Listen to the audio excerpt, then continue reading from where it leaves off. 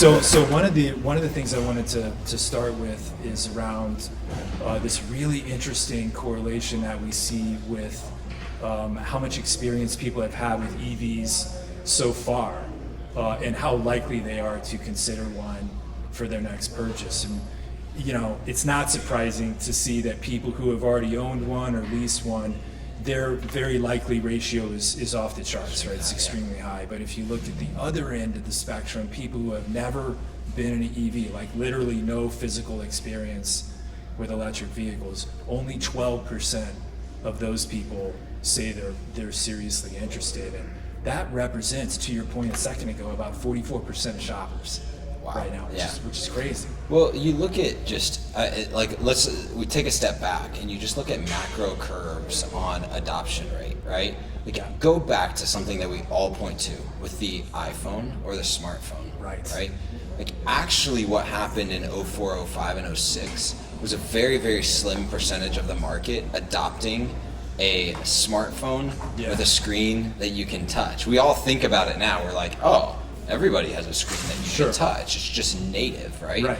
But the adoption curve was actually a lot longer. Yes. And that's on a consumer good, right? On something that is accessible monetarily to the majority of consumers. Right. So if we think of that adoption curve in auto, what is going to be necessary? You look at back like the Leaf with the Nissan and the Tesla were kind of the most early iterations, and then the Bolt came along pretty quickly after that. Yeah. The adoption curve of those was extremely slow, and now you have loyalists to those brands. True. Right? Yeah. But we still are in an adoption curve on mass market appeal. One of the things that we see is talks about people who have never had any experience with EV, like literally never even sat down inside one.